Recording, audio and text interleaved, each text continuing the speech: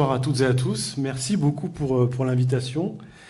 Je suis très heureux d'être avec vous ce soir. Je sors de 6 heures de cours là aujourd'hui à l'IEP. Je vois qu'il y a des étudiants et étudiantes qui sont aussi dans la salle et qui sont dans mon cours. Ça fait plaisir de les voir ce soir.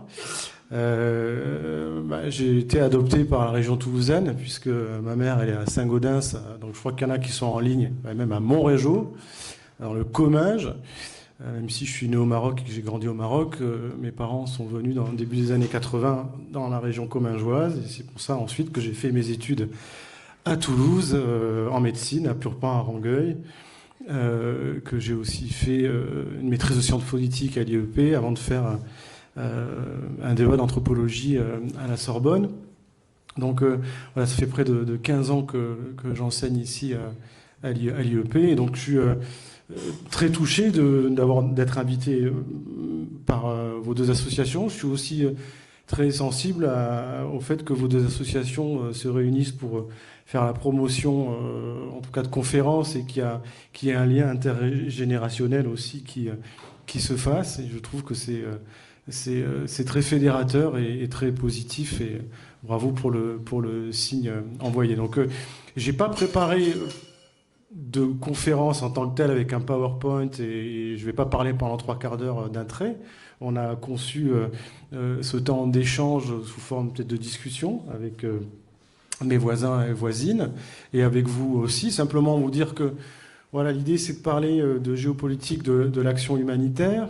C'est un sujet qui fait partie de ma vie professionnelle et d'engagement puisque j'ai commencé d'abord quand j'étais étudiant ici à Toulouse à être bénévole au centre de soins de Médecins du Monde à côté de la gare Matabio.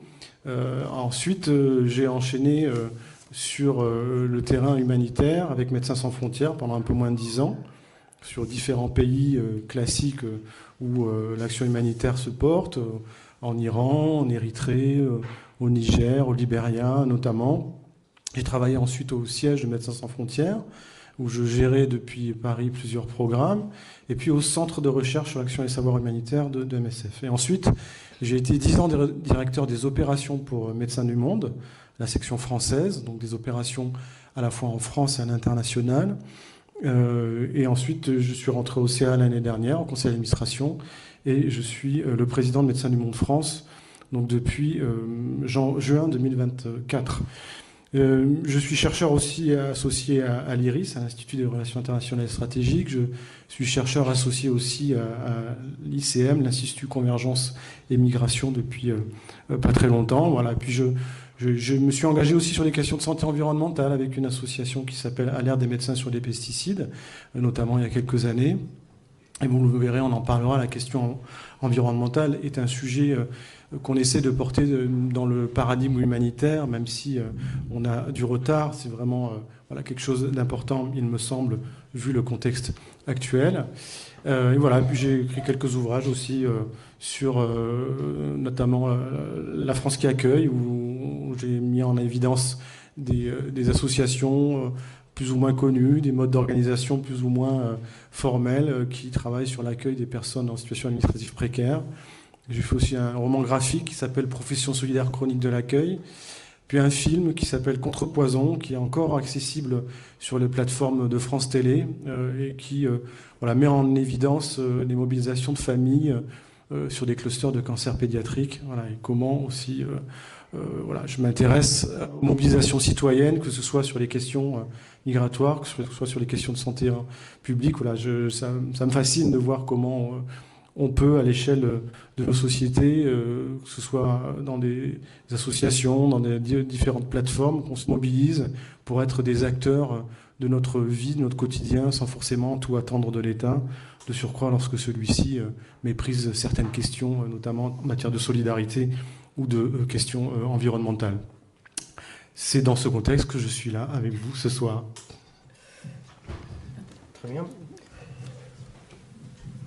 Je vais commencer par une question un peu personnelle. Qu'est-ce qui vous a poussé à vous engager dans la médecine humanitaire ? Et pourquoi avoir choisi d'intervenir au plus près des zones de conflit pour soigner les blessés ?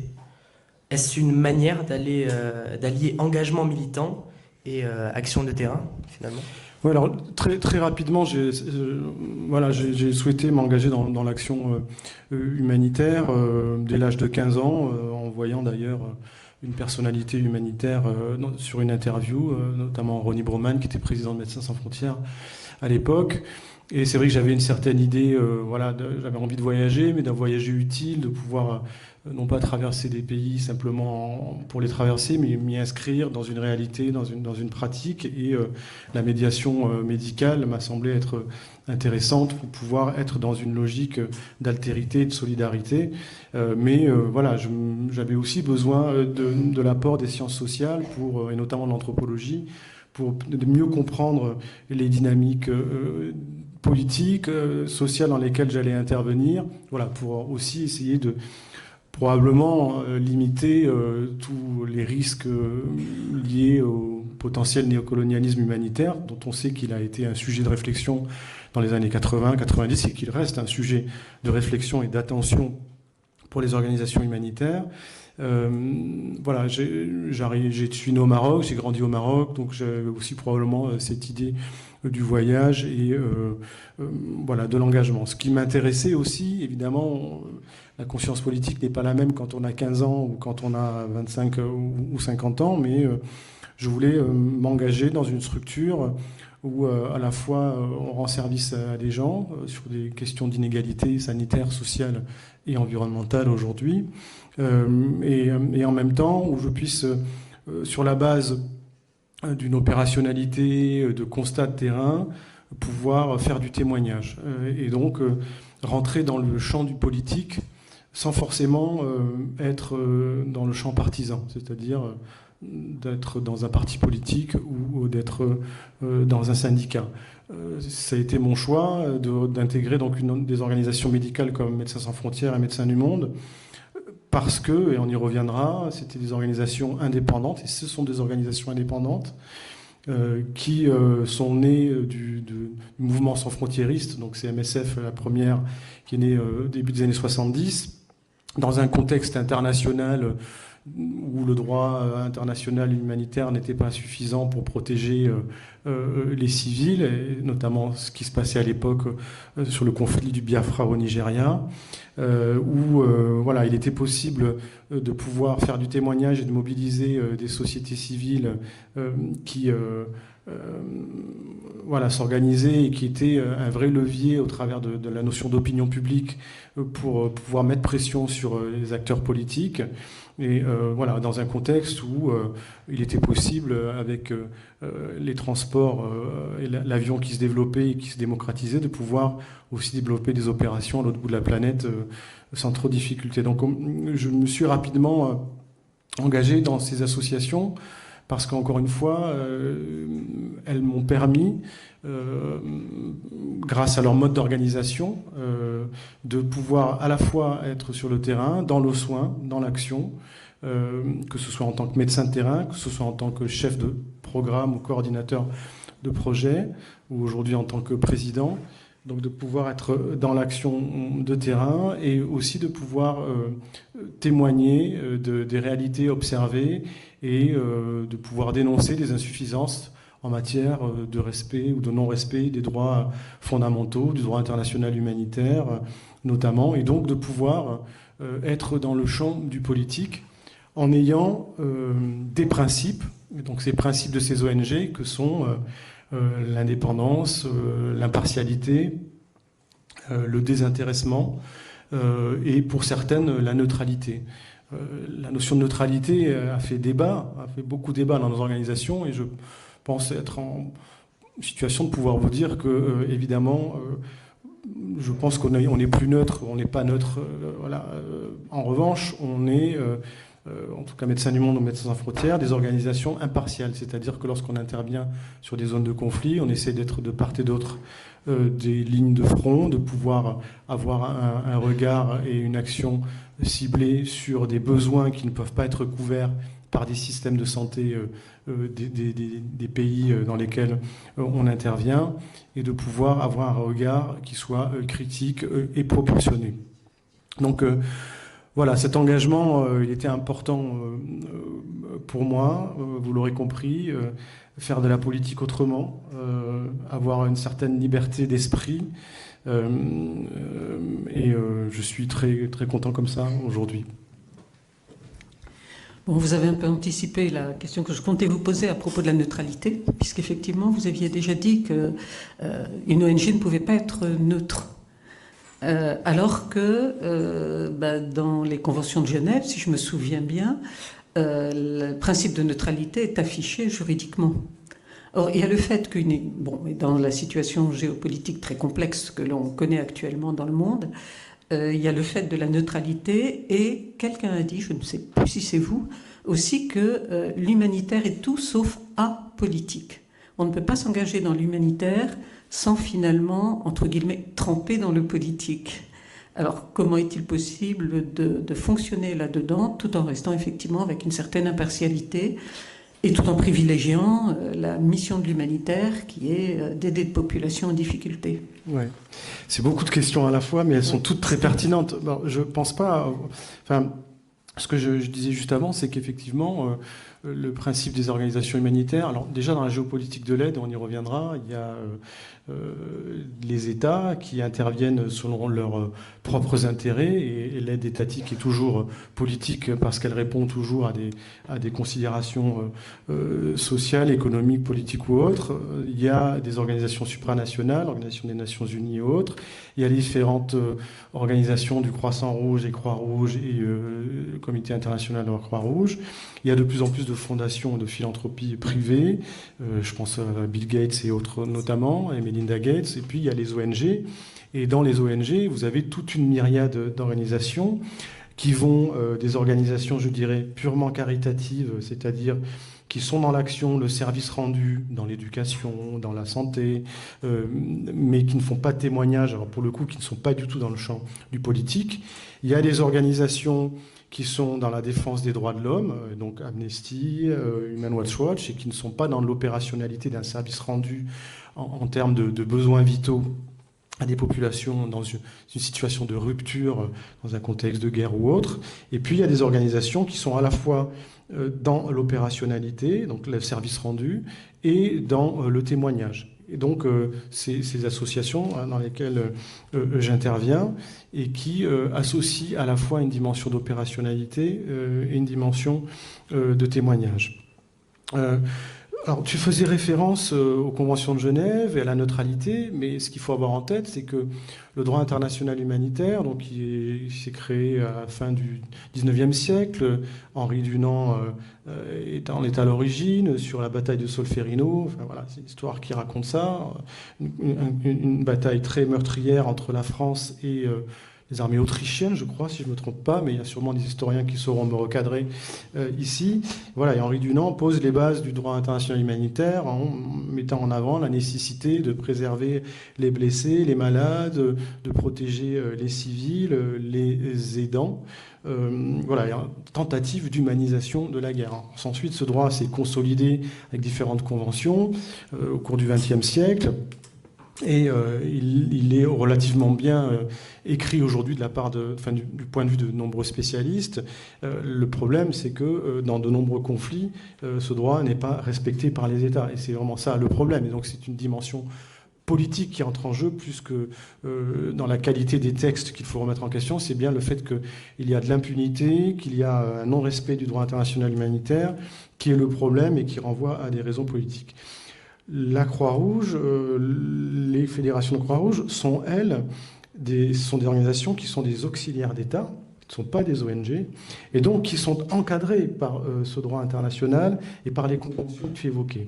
Mais les organisations non gouvernementales ne sont pas encadrées par le droit. Elles n'ont pas de compte à rendre aux États et elles ne font pas référence à ces conventions que tu évoquais. Donc on est libéré de ça, mais dans le même temps, on apprécie de pouvoir défendre le concept d'espace humanitaire, donc la possibilité d'intervenir de manière indépendante, impartiale, dans de nombreux contextes, et en faisant en sorte, en revendiquant que le droit international soit respecté, justement pour aussi être un cadre de protection à minima des civils et des humanitaires. Mais nous ne sommes pas rattachés à un cadre juridique et nous ne sommes pas redevables auprès des États. Alors, bien sûr, des organisations qui sont, on va dire, que dans l'opérationnalité brute et qui ne souhaitent pas faire de témoignages et donc rentrer dans le champ du politique, il y en a plein et elles sont censées ne pas être politiques. Les organisations comme Médecins du Monde, Médecins sans frontières, comme j'essaie de l'évoquer tout à l'heure, elles sont non partisanes, c'est-à-dire qu'elles ne sont ni de droite, ni de gauche, ni de l'en même temps. Elles ne défendent pas des idéologies quelconques. Elles défendent un point de vue de solidarité fondé sur une vision, on va dire, philosophique de l'existence qui consiste à dire que cette existence, elle est censée être vécue avec le moins de souffrance possible et que si on peut atténuer les souffrances liées à différents déterminants de pauvreté, de précarité, de conflictualité ou autre, eh bien, c'est plutôt pas mal. Mais elle n'est pas rattachée à un cadre idéologique en tant que tel, si ce n'est la défense dans l'altérité d'une vision solidaire du rapport à l'autre. Et peu importe les considérations ethnico-religieuses, politiques ou autres, des personnes qui sont dans la souffrance, voilà, en lien avec, si je parle d'organisation humanitaire médicale, le principe hippocratique d'accès aux soins pour tous. Donc c'est important de redire qu'on fonctionne sur ces principes, sur des valeurs de solidarité, et évidemment, pour une organisation comme la mienne, sur une vision assez humaniste de la santé publique, qui consiste à dire et à rappeler, notamment, que dans une société donnée, plus les inégalités en santé sont importantes, plus l'écart de santé est important au sein d'une population pour des personnes données, plus l'état global de cette société sera mauvais. Et donc, si on atténue les inégalités de santé au sein d'une société, eh bien, ce sera positif pour tout le monde. Donc ça, c'est pas un point de vue idéologique, c'est un point de vue de santé publique, rationnel, notamment exprimé par Wilkinson, qui est un chercheur anglo-saxon qui a beaucoup travaillé sur l'épidémiologie et sur la santé publique, et qui rappelle que ce principe est quelque chose de fondamental. Et d'ailleurs, dans nos combats, on va dire, politiques, non partisans, vous l'aurez compris, notamment en France, la défense de l'aide médicale d'État, qui est un dispositif qui est censé permettre aux personnes en situation administrative précaire, sous certaines conditions, de pouvoir avoir accès à un certain panier de soins. On le défend, non seulement parce qu'on considère que ce serait négligeable de laisser mourir des gens dans la rue chez nous de maladies dont on connaît les traitements et que cela nous semble pas être en accord avec des valeurs de solidarité, entre autres, mais prendre en charge aussi des personnes en situation administrative précaire dans nos propres sociétés, c'est bon pour toute la société si l'on a un regard de santé publique objectif et rationnel. Et ça, dans le discours de certains acteurs politiques qui sont plus inquiets de leur vision idéologique et suprémaciste du rapport à l'autre, on n'entend pas forcément souvent les points de vue de santé publique. On entend des points de vue idéologiques, convictionnels, je dirais, d'acteurs qui considèrent que certaines personnes méritent d'être soignées et d'autres non, sous prétexte qu'on aurait des papiers ou pas. Ce qui, de mon point de vue, n'est pas acceptable, et non pas d'un point de vue idéologique, d'un point de vue d'une valeur de solidarité, certes, mais aussi d'un point de vue de santé publique. Je me suis pas mal engagé déjà sur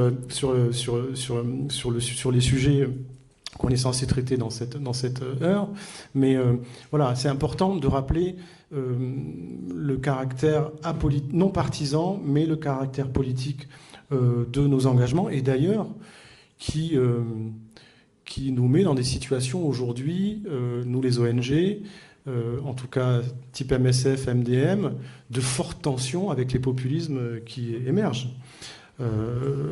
Combien de plateaux télé ou de j'ai pu faire avec des acteurs du Rassemblement national qui est en face de moi m'expliquait que, parce qu'on sauve des vies en mer Méditerranée, nos organisations sont des complices de passeurs, activent les phénomènes d'appel d'air, ce qui est faux, hein, et que donc nous sommes des organisations criminelles et que le jour où ils sont au pouvoir, ça va barder pour nous. Qu'est-ce qu'on voit chez Meloni en Italie? Des bateaux d'Est-Ouest Méditerranée, de MSF qui sont bloqués dans les ports parce qu'on estime que la ventilation ou la climatisation du bateau n'est pas aux normes. On impose des codes de conduite à ces bateaux en leur disant qu'ils ne peuvent pas faire plusieurs sauvetages lors de différentes sorties et que lorsqu'ils ont récupéré des rescapés dans les zones d'intervention, il faut qu'ils aillent les décharger dans des ports qui sont hyper loin de la zone d'intervention pour leur faire perdre du temps, de l'énergie, du fric, du fuel et donc réduire les capacités opérationnelles. Donc on voit bien que la criminalisation de l'aide, y compris dans nos démocraties, sur des sujets sensibles comme les questions migratoires, comme les questions environnementales aussi, on pourra en parler, est un sujet assez problématique pour nous. Et de fait, on n'est peut-être pas partisans, mais ayant des positions dans des champs politiques qui sont au cœur des préoccupations de nos élus, on devient potentiellement des cibles et des ennemis politiques, même si on est apolitique. Et je me permets de dire que, de manière exceptionnelle, évidemment, on a dérogé à la règle l'année dernière, je parle de Médecins du Monde, parce que on a recommandé et on a appelé à ne pas voter pour le Rassemblement national lors des dernières élections législatives et européennes. Ce qui, effectivement, est un peu historique pour nous, parce que, de fait, et tu le rappelais, on est une organisation qui est non partisane, et ce n'est pas normalement dans notre rôle de faire ça. On n'a pas à donner des consignes de vote pour d'autres partis, mais on a considéré qu'il était existentiellement nécessaire pour nous d'appeler à voter contre le Rassemblement national, en tout cas les idées d'extrême droite, pour au moins 3 raisons, dont j'ai donné les termes pour certaines. Un, que pour des raisons de santé publique que j'évoquais, des principes que j'évoquais tout à l'heure, on défend fortement un État social fort, avec des services publics, que ce soit dans l'enseignement, que ce soit dans les forces de l'ordre, que ce soit dans la santé, qui soit fort avec des moyens, ce qui n'est pas forcément dans l'intérêt du Rassemblement national, mais ce n'est pas que le Rassemblement national, qu'on défend une certaine vision de l'éthique médicale qui nous interdit de savoir s'il y a des bons ou des mauvais malades et des gens qui méritent d'être soignés ou pas et des gens qui méritent de vivre ou pas sous prétexte qu'ils auraient des papiers ou pas. Et donc ça nous met en tension avec les idées d'extrême droite.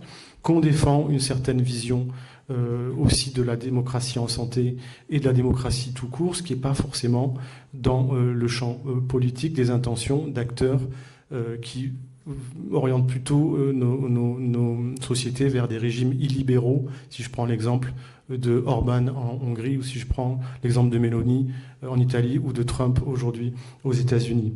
Les organisations comme la mienne, nous sommes des émanations de sociétés civiles démocratiques, où on défend une certaine vision de la solidarité, on défend une certaine vision de la diversité qui fait la richesse de nos sociétés. Et nous assumons d'être des contre-pouvoirs constructifs dans une démocratie pour nous tirer vers le haut collectivement comme n'importe quel acteur et corps social intermédiaire. Et que donc, nous sommes des cibles, je l'évoquais sur l'exemple du sauvetage en mer Méditerranée, entre autres, des associations qui travaillent sur les questions écologiques sont considérées pour certaines comme des terroristes. Hein, c'est ça la rhétorique aujourd'hui sur des questions écologiques, sur lesquelles aussi nous sommes engagés aujourd'hui.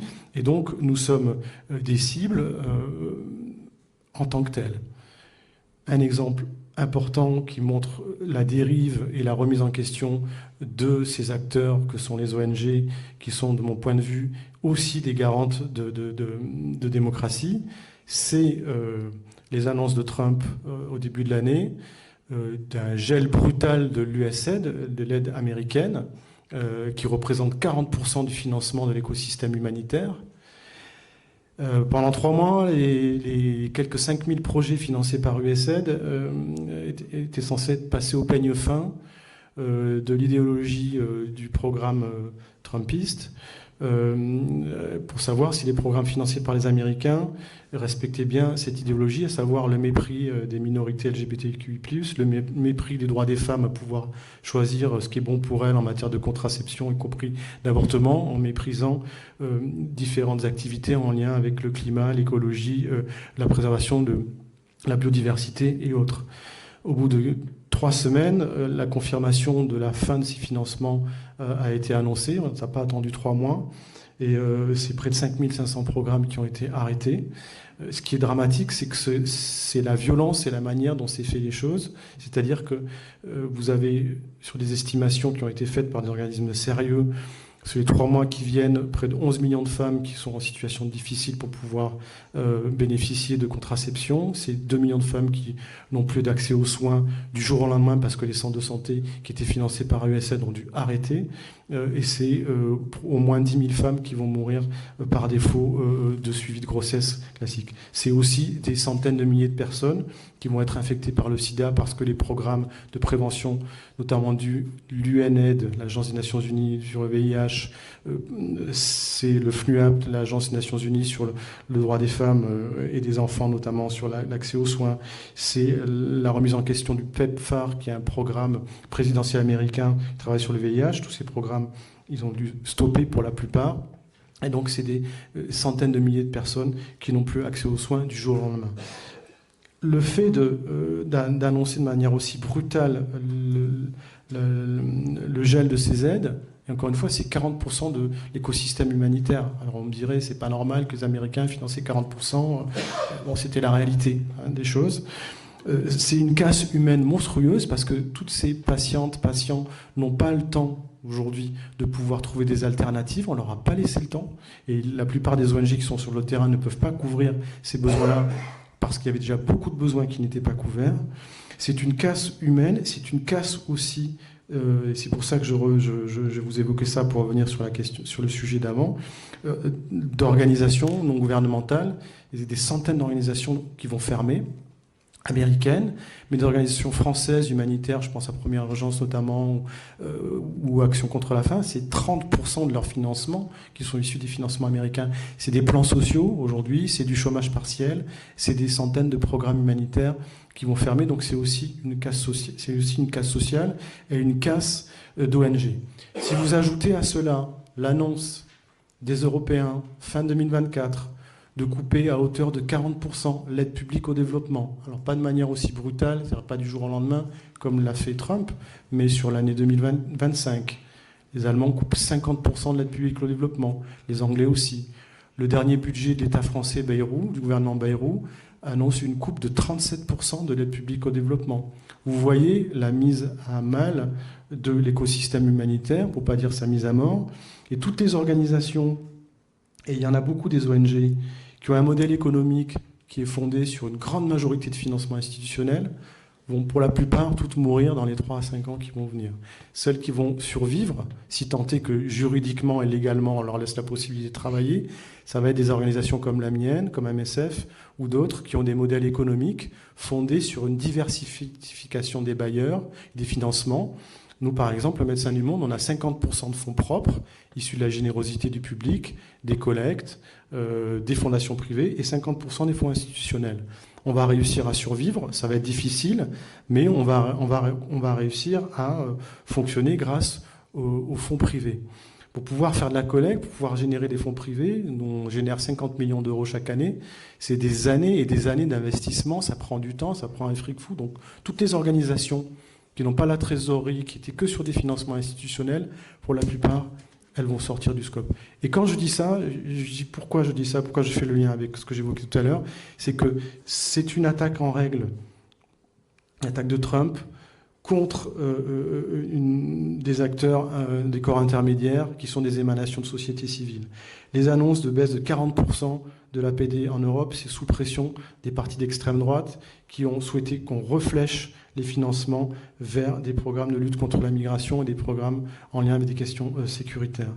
Et que donc, ce qu'on constate, c'est que par diverses mesures, c'est aussi une attaque en règle contre des acteurs qui sont des contre-pouvoirs dans des systèmes démocratiques, pouvoirs constructifs, et donc c'est aussi une attaque en règle contre la démocratie. Très bien. Vous avez parlé un moment d'impunité et de non-respect du droit humanitaire. Vous êtes même défini comme un contre-pouvoir, les ONG, mais pourtant, comment les organisations humanitaires peuvent-elles agir efficacement lorsqu'un territoire est soumis à un siège ou un embargo? J'aimerais prendre l'exemple des territoires palestiniens, notamment la bande de Gaza. Comment protéger un accès aux soins et protéger les droits humains lorsque la population elle est sous blocus et frappée par des bombardements? C'est très compliqué, c'est beaucoup de frustration, c'est beaucoup de douleur et de difficultés opérationnelles. Alors, je l'évoquais tout à l'heure, le droit international humanitaire qui est censé protéger les civils, les aidants, permettre un certain espace humanitaire. Il n'a pas été respecté dans de nombreux conflits. Au Yémen, il y avait un blocus maritime, aérien et terrestre ces dernières années, mené par une coalition d'Arabie Saoudite, des Émirats Arabes Unis et d'une dizaine de pays. Qui est censé affaiblir les Houthis, ça les a pas trop affaiblis d'un point de vue militaire, mais ça a par contre occasionné famine et choléra sur les civils. Le DIH n'est pas forcément respecté tous les jours par les talibans en Afghanistan. Il n'est pas respecté en République démocratique du Congo aujourd'hui par le M23 et d'autres acteurs partie prenante au conflit. Il n'est pas respecté au Soudan et il a été peu respecté par Poutine en Ukraine et il n'est pas du tout respecté. Il n'a pas été respecté par le Hamas sur les attentats d'octobre 2023. Comme il n'est pas du tout respecté par l'armée israélienne, que ce soit en Cisjordanie ou que ce soit à Gaza. Sur les questions les contextes que tu évoquais, de limitation d'entrée de l'aide, alors il faut distinguer, et comment on travaille dans ces conditions-là. On distingue les embargos, qui sont affectés à Haïti, la Sierra Leone, l'Irak, et où les ONG pouvaient quand même travailler dans ce genre de contexte, mais avec des difficultés pour pouvoir faire rentrer des médicaments notamment, puisqu'évidemment, il y a quand même des discussions sur des exemptions par rapport à certains items, ces embargos qu'on a vus sur ces pays, impactant aussi fortement les populations civiles, sans forcément avoir un impact sur les leaders qui étaient censés dégager du fait de ces mesures. Donc il y a l'embargo, il y a le blocus. Alors le blocus, pour le coup, c'est un resserrement plus étroit sur un territoire plus précis, avec une limitation d'entrée de matériel, de nourriture, et c'est ce que la bande de Gaza vit depuis plus de 17 ans. On n'a pas attendu l'octobre 2023 pour observer un territoire sous embargo. Moi, j'y suis allé pour voir mes équipes il y a quelques années, rentrer déjà dans une prison à ciel ouvert, par le passage d'Erez notamment, et où le nombre de camions et d'entrées au quotidien était contrôlé au point où, il y a même des calculs de calories qui rentraient par jour et par population. Avant le 7 octobre 2023, on était déjà dans cette logique de blocus. Et puis ensuite, il y a le siège. Et donc le siège, c'est le blocus plus des bombardements et des destructions massives importantes. Ces sièges, on a vu ça à Grozny, où ça a été une abomination. On a vu ça à Raqqa, à Alep.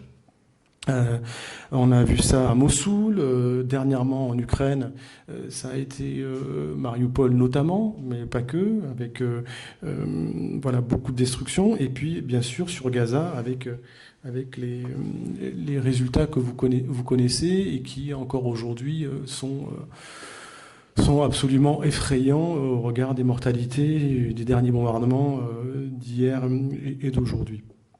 Donc dans ces conditions, c'est extrêmement difficile de travailler parce que tous les codes de la guerre volent en éclats, en fait.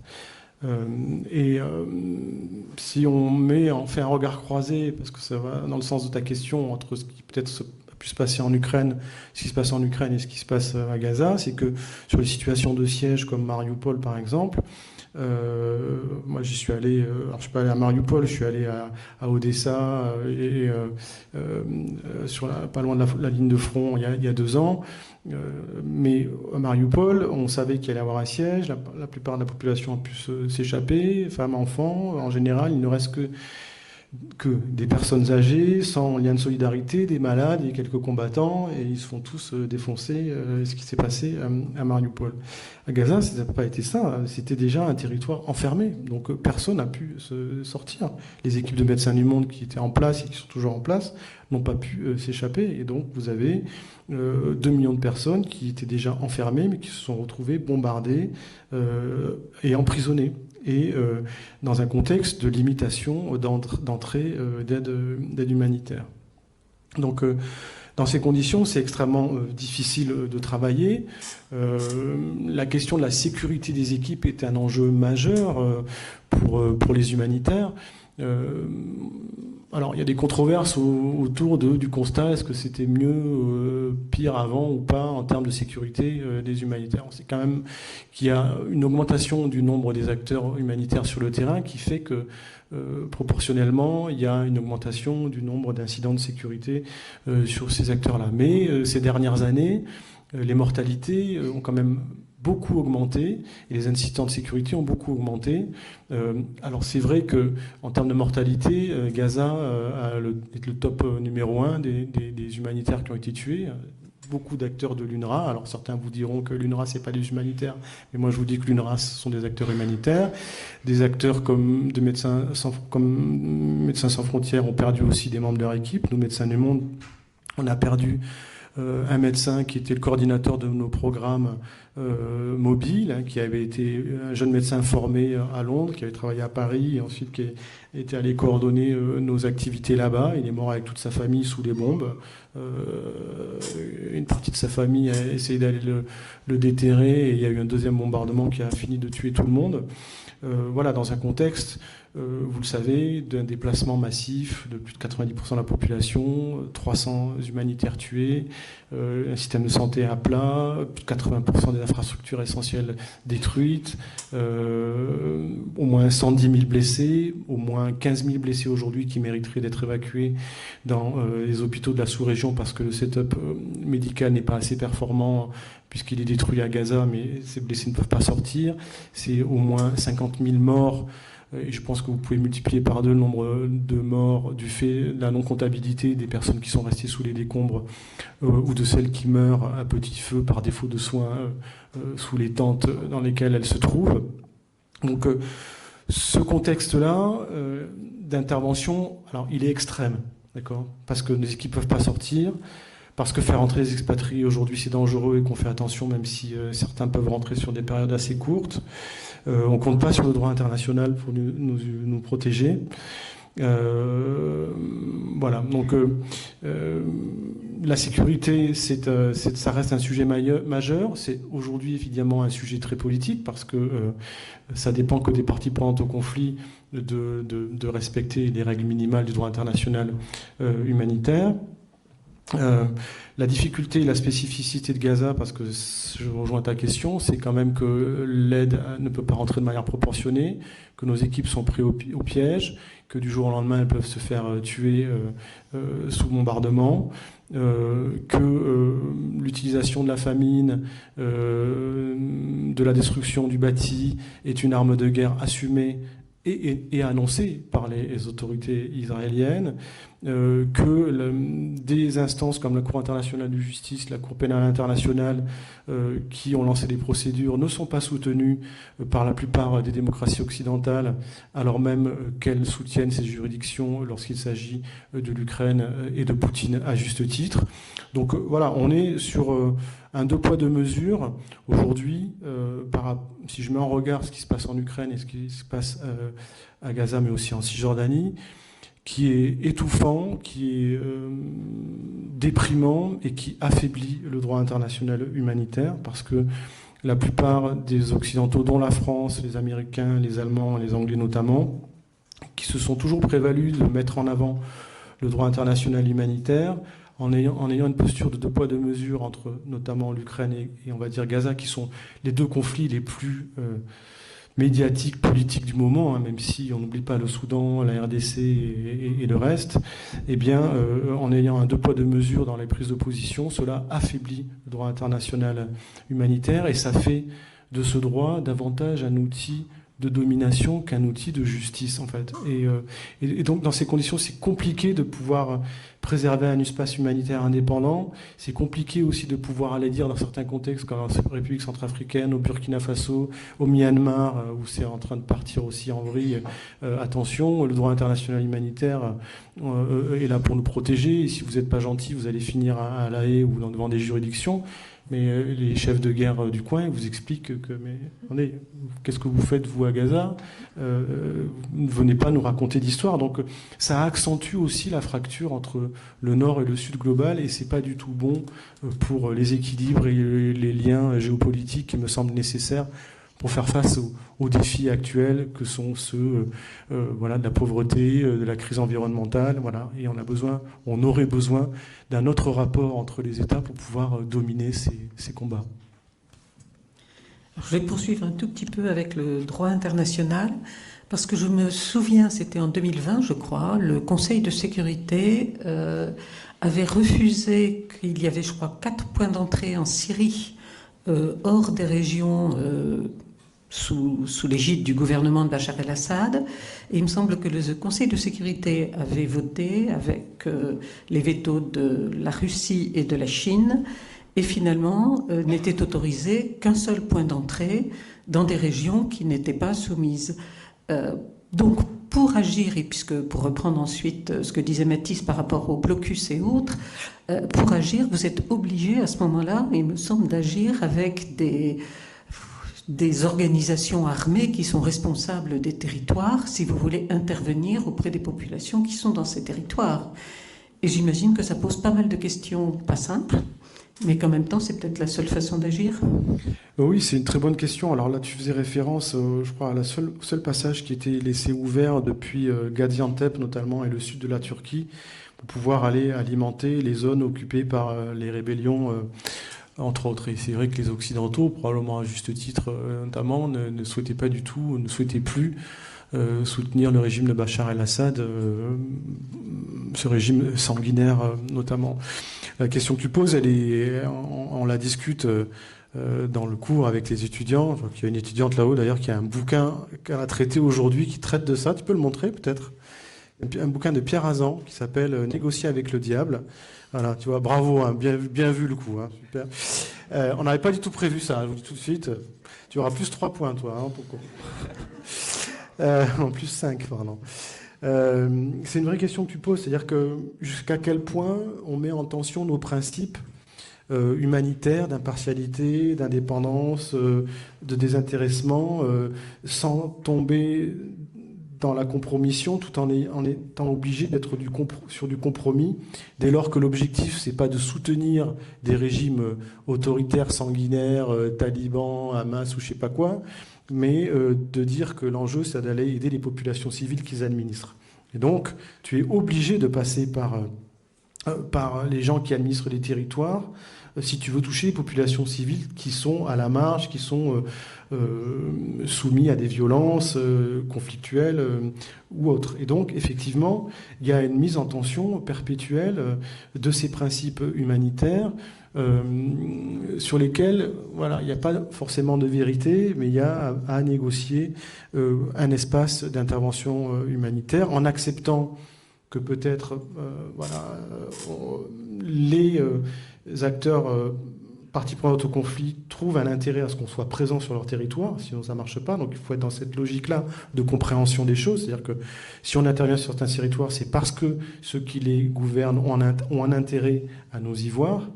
Mais en même temps, il faut qu'on puisse assumer, en ayant une pensée critique de nos opérations, jusqu'à quel point on est instrumentalisé et jusqu'à quel point on sert des causes qui ne vont pas dans le sens de l'intérêt des populations civiles. Je prends l'exemple de ce qui s'est passé en 1984, où MSF a claqué la porte parce que, justement, il y avait une famine, mais que cette famine était orchestrée par une des politiques agraires imposées par le régime éthiopien qui avait déplacé massivement des populations qui étaient soumises à une famine importante du fait de ces déplacements et du manque d'anticipation. Donc voilà, rester sur un territoire où il y a des besoins en lien avec des causes politiques identifiées sur lesquelles tu ne peux pas te positionner, c'est juste pas tolérable en fait, quoi. On peut comprendre que la Croix-Rouge ou le CICR aient un devoir de réserve, de neutralité, parce que justement elles sont dans des positions, ces organisations ne sont pas des ONG, tu l'auras compris, qui sont des auxiliaires d'État, elles doivent être dans des positions où elles puissent parler, faire la médiation, avoir accès à des otages, des prisonniers. Mais nous, ce n'est pas notre mandat, ce n'est pas notre vocation, et on n'a pas, il me semble, à tolérer d'être instrumentalisé par des régimes, aussi sanguinaires soient-ils, et répondre à leurs intérêts au prétexte qu'on se soucierait d'une population civile donnée. Il faut qu'on puisse avoir une analyse aussi des contextes géopolitiques et savoir jusqu'à quel point, justement, à un moment donné, on est dans un compromis acceptable ou on bascule dans la compromission. Et donc, il n'y a pas vraiment de vérité. En Corée du Nord, à un moment donné, dans les années 90, il y avait une famine. Quand on s'est rendu compte que les 3/4 de l'aide étaient détournés par le régime et les militaires, ça n'avait plus trop de sens de rester là. Donc, on est parti en claquant la porte. Il y a un principe en sociologie mis en avant par Hirschman qui s'appuie sur la logique exit, voice and loyalty. Tu tournes autour de ces 3 thèmes, exit, partir, ouvrir ta gueule ou être loyal.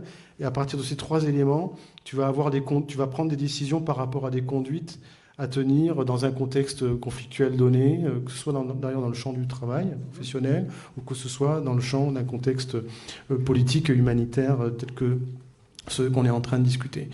Si je me permets de prolonger ta question, de fait, l'action humanitaire est sujette à instrumentalisation et dans la géopolitique de l'aide, on sait combien la politisation de l'aide est un sujet prégnant. Et de fait, je l'évoquais à l'introduction, ça permet de caractériser, de dissocier dans cette géopolitique de l'aide des acteurs qui sont éminemment politiques, et ce sont les États, qui sont légitimement des acteurs de l'aide, on l'a vu sur les tremblements de terre, des tsunamis ou autres. Les États envoient parfois des armées, monter des hôpitaux de campagne, dans des relations bilatérales ou multilatérales avec les pays qui ont besoin d'aide. Et donc, les États font de l'aide, que j'appellerais pas humanitaire, ils sont dans de l'aide politique parce que, de fait, l'aide des États est toujours liée à des intérêts économiques, sociaux, politiques ou autres, donc c'est consubstantiel à ce qu'ils sont. En revanche, les organisations humanitaires ne sont pas censées être instrumentalisées, sont censées répondre à des principes que j'évoquais tout à l'heure d'impartialité, désintéressement, donc ils sont censés ne pas politiser l'aide en tant que telle. Ce qui ne veut pas dire ne pas rentrer dans le champ du politique, on l'a compris. Mais dans ces conditions, je pense que c'est important de rappeler que malgré tout, on peut être critique d'une surpolitisation de l'aide de la part des États. De surcroît, lorsque la suppression de l'aide de certains États vis-à-vis d'autres renvoie à une forme de chantage humanitaire. Je prends l'exemple de la fin des financements des aides humanitaires de la France vis-à-vis du Burkina, du Mali et du Niger, dans un contexte de tension diplomatique très forte entre ces pays, sur lesquels je ne reviendrai pas, je n'ai pas à commenter ça ici, où effectivement on peut comprendre que dans ces conditions, l'État français dise stop du jour au lendemain au financement de l'aide humanitaire. Ceci dit, dans ce contexte-là, avec l'impact que ça a en termes de mortalité brutale, de remise en question du travail de beaucoup d'organisations internationales, y compris locales, je trouve que ça renvoie à une forme, encore une fois, de chantage humanitaire qui, de mon point de vue, peut être critiquable. Mais de manière générale, moi, je ne critique pas forcément la politisation de l'aide des États en tant que telle, parce que c'est consubstantiel à ceux qui sont. En revanche, on le voit, dans ce paradigme de la politisation de l'aide, il y a des mesures politiques qui mettent en difficulté les interventions des humanitaires et notamment tout ce qu'on évoque en matière de politique de contre-terrorisme. Des politiques de contre-terrorisme mises en place par les bailleurs principaux, et les bailleurs principaux, c'est les Occidentaux, hein, c'est 97% de l'écosystème humanitaire, imposent aujourd'hui, dans le cadre de politiques contre-terroristes, à ce que les ONG qui reçoivent des financements de leur part scannent et screenent tout leur staff, bon, d'accord, screenent potentiellement tous leurs partenaires de terrain, ce qui n'est pas forcément facile, bon, d'accord. Dans certaines situations, ils demandent à ce que ce soit les patients qui soient screenés, donc ça, c'est souvent des lignes rouges, mais surtout, considèrent ces politiques antiterroristes que si on s'adresse et si on parle avec des groupes caractérisés, identifiés comme terroristes, alors potentiellement on est complice de ces groupes. Et ça, c'est juste pas possible, parce que pour les raisons que je t'évoquais tout à l'heure, lorsqu'on veut intervenir en Afghanistan, qu'on va intervenir sur certains territoires gérés par des groupes dits terroristes, c'est pas forcément pour soutenir leur combat, mais c'est pour pouvoir soutenir les populations civiles qui sont sujets à différents types de violences. Et donc, empêcher ce travail de terrain, ce travail de diplomatie, de négociation, au prétexte qu'en faisant cela, on serait complice de ces groupes terroristes, c'est juste pas possible. C'est juste finir la possibilité de créer des espaces d'intervention. Donc ça fait partie de ce qu'on appelle les plaidoyers, des revendications des ONG, de pouvoir militer pour qu'il y ait des régimes d'exemption sur ces politiques de contre-terrorisme. Alors, nous, on n'a pas à juger de savoir s'il faut avoir des politiques antiterroristes, sûrement qu'il faut en avoir, mais sur la capacité interventionnelle des humanitaires, il faut être vigilant. Et puis, et je m'arrêterai là, on voit que, bien sûr, la politisation de l'aide est un sujet, mais on voit aussi comment l'aide peut être utilisée comme un outil de dépolitisation des contextes. L'exemple criant, excusez-moi de reprendre cet exemple, mais c'est quand même ce qui se passe à Gaza. Vous avez en avril 2024 les États-Unis qui disent « Ouh, le blocus, vous inquiétez pas, on va gérer, on va faire un corridor humanitaire, corridor maritime, on va faire venir des bateaux depuis Malte qui vont accoster sur Gaza, et comme ça, on va contourner le blocus, parce que, voilà. Tout le monde sait que Gaza, c'est pas une île. Tout le monde sait qu'il y a des milliers de stocks de matériel qui sont prépositionnés à Al-Rish en Égypte, prépositionnés en Israël, et que le meilleur moyen de faire entrer de l'aide, parce que c'est ça le sujet, c'est de passer par la route. Quand ce dispositif donc, qui a été mis en place par les Américains a été un bid total d'un point de vue opérationnel, une aberration opérationnelle d'ailleurs, ça s'est arrêté au bout de 2-3 mois et il y a très peu de bateaux qui ont fonctionné. Mais en faisant cela, c'est un moyen de dépolitiser le contexte en s'appuyant sur une rhétorique et une sémantique et une opérationnalité humanitaire, parce que dans le même temps, lorsque vous parlez de cela et que vous faites semblant de vous intéresser au sort des civils de Gaza, vous n'expliquez pas pourquoi passer par la mer c'est nécessaire, pourquoi l'aide humanitaire est nécessaire, et l'aide humanitaire elle est nécessaire parce qu'il y a un blocus et un siège qui bombarde régulièrement des populations civiles, qui empêchent l'aide de rentrer par la route, et donc le problème c'est le blocus d'une armée qui est alimentée en armes par les Américains qui eux-mêmes ont fait la proposition d'un corridor humanitaire. Donc vous voyez, on marche sur la tête. Et donc, en instrumentalisant la question humanitaire, en proposant cette aberration opérationnelle, on ne rentre pas dans le vif du sujet qui est de contester et de mettre en avant les raisons qui font que cette aide est nécessaire, qui font que fournir des armes à une armée qui est responsable d'un blocus contre lequel on veut bypasser par la mer, c'est juste incohérent. Et ça permet d'éviter de rentrer dans les vrais sujets de fond qui sont que quand le Conseil de sécurité vote un cessez-le-feu ou demande d'arrêter d'envoyer des armes dans la région, ben les Américains ils votent contre. Quand le Conseil des droits de l'homme aussi demande à ce qu'on arrête d'envoyer des armes dans la région, les Américains votent contre, les Français s'abstiennent. Quand il s'agit de soutenir la Cour pénale internationale, on fait de la dissuasion, y compris physique, vis-à-vis de Karim Khan, en expliquant qu'il va y passer, et les juges qui sont là, ces pays vont y passer.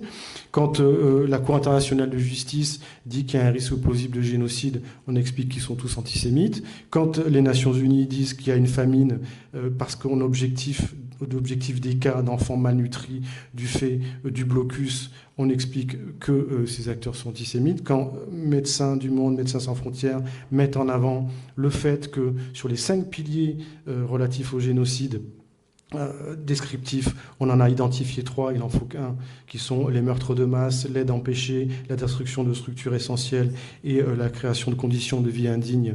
On explique qu'on est en dehors des clous.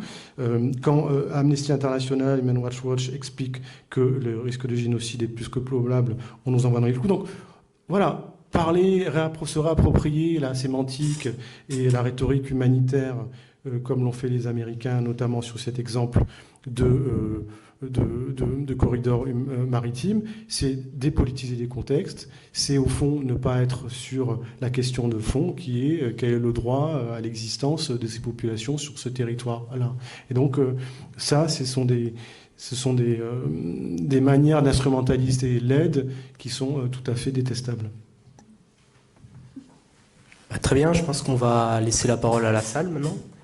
On va faire passer le micro, je pense. Comme vous voulez. N'oublions pas aussi les questions des personnes qui suivent la conférence sur Zoom. Il paraît qu'ils sont à Saint-Gaudens en plus, en Zoom, t'as dit. Non, à Montréal. À Montréal? Ah, la classe totale. Hein. J'étais à l'école à Montréal.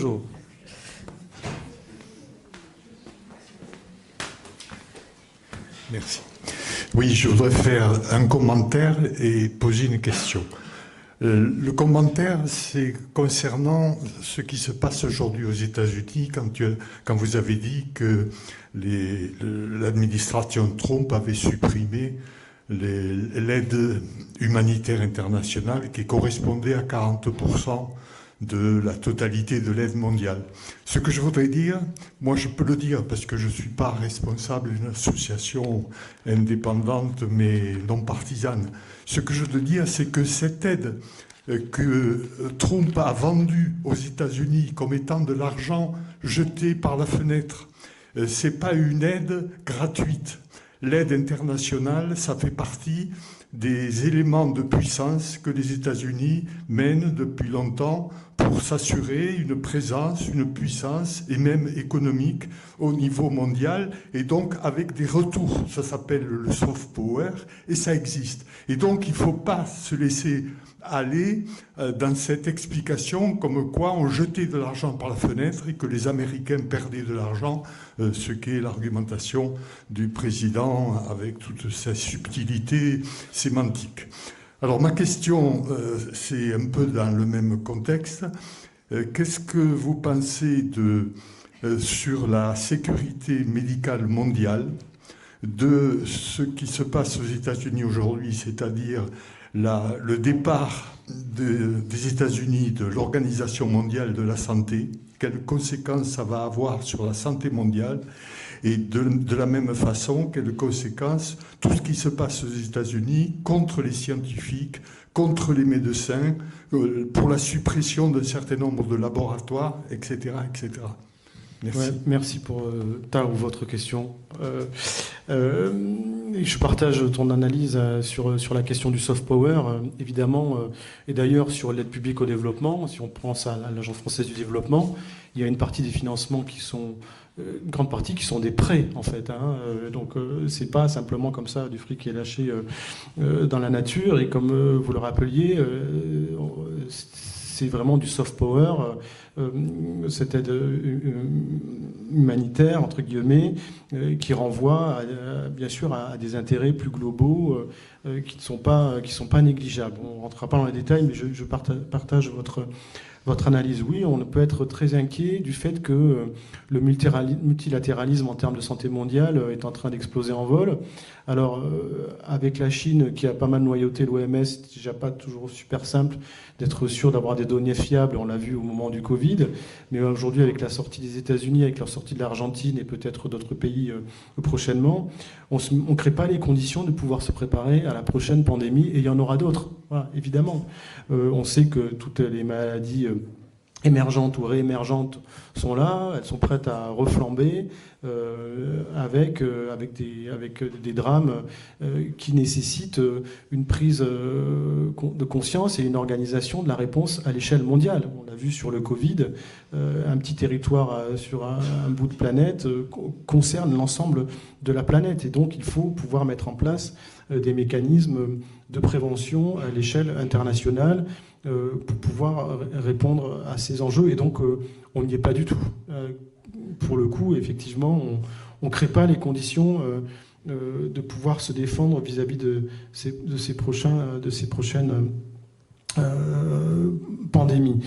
Juste pour faire un écho aussi à cette notion de soft power que vous évoquiez au travers des aides, mais on a vu aussi pendant la pandémie du Covid tous les enjeux autour de la diplomatie du vaccin, qui a créé les conditions notamment d'une tension beaucoup plus forte entre le nord et le sud global, même si voilà, je généralise, et où il y a eu des mécanismes qui n'étaient pas du tout en lien avec une vision de santé mondiale globale, autour d'une captation des vaccins ARN notamment, souvenez-vous, qui ont été captés par les pays riches, et puis les pays du Sud qui se sont contentés des vaccins russes et chinois, qui étaient peut-être un peu moins performants, qui ont sauvé beaucoup de vies, avec les Chinois et les Russes qui ont bien compris l'intérêt géopolitique de pouvoir créer les conditions de donner des vaccins et surtout de permettre aux pays du Sud de pouvoir les produire eux-mêmes pour pouvoir répondre à leurs propres besoins. Je pense au Maroc, par exemple, qui a pu vacciner correctement sa population grâce aux vaccins chinois, entre autres. Et donc, on voit comment aussi, au travers d'une approche, on va dire, de captation, sur des questions de gestion vaccinale par exemple, sur des questions de pandémie, eh bien, se jouent des enjeux géopolitiques majeurs et se créent des failles dans lesquelles s'engouffrent des pays comme la Chine et la Russie qui étendent leur soft power et leurs relations avec les pays du Sud global qui sont dans une tension très forte avec l'Occident, entre guillemets. Et ça s'arrange pas avec le deux poids, deux mesures que j'évoquais tout à l'heure, des Occidentaux dans la posture vis-à-vis de la Russie et celle qu'ils ont vis-à-vis de la politique de l'extrême droite israélienne. Donc oui, on peut être inquiet de cette remise en question du multilatéralisme.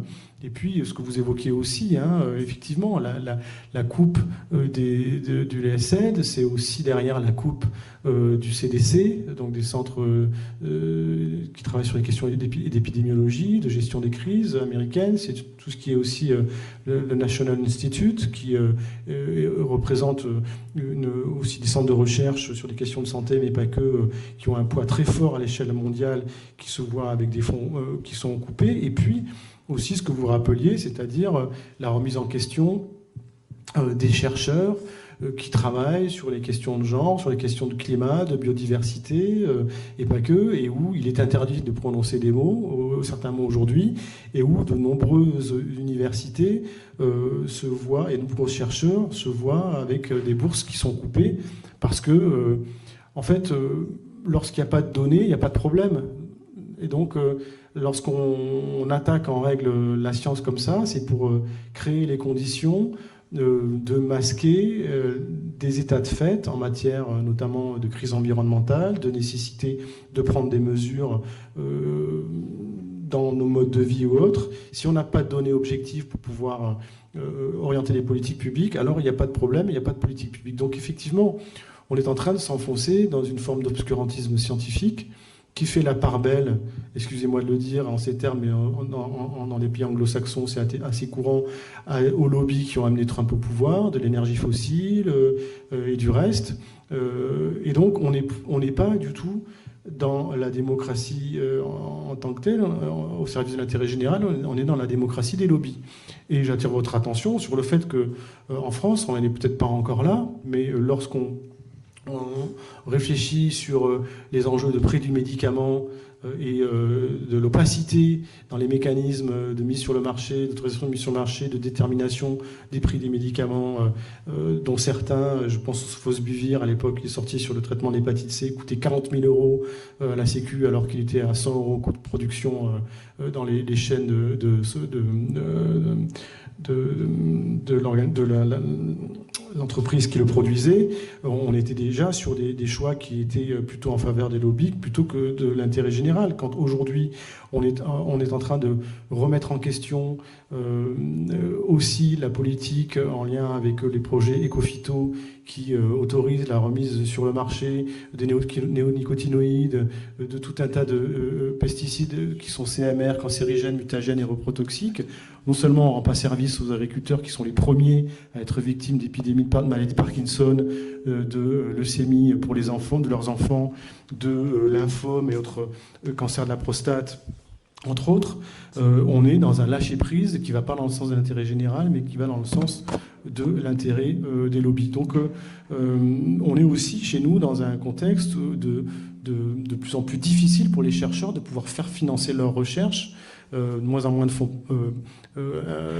gouvernementaux, on leur demande de plus en plus de pouvoir aller chercher des fonds, notamment auprès des entreprises. Mais évidemment, quand vous travaillez sur les questions des pesticides, vous allez avoir des difficultés à trouver des financements de Bayer ou de Monsanto qui vont vous financer pour que vous produisiez des recherches qui vont leur taper sur la tête. Donc on est aussi probablement pas au même niveau que ce qu'est en train de faire Trump, mais dans des dérives où la question de l'intérêt général n'est plus au cœur des préoccupations de beaucoup d'acteurs politiques, dans une vision ultralibérale, alors certains parleront même de nécrolibérale, pour lesquels la mobilisation s'impose à tous les étages, quoi.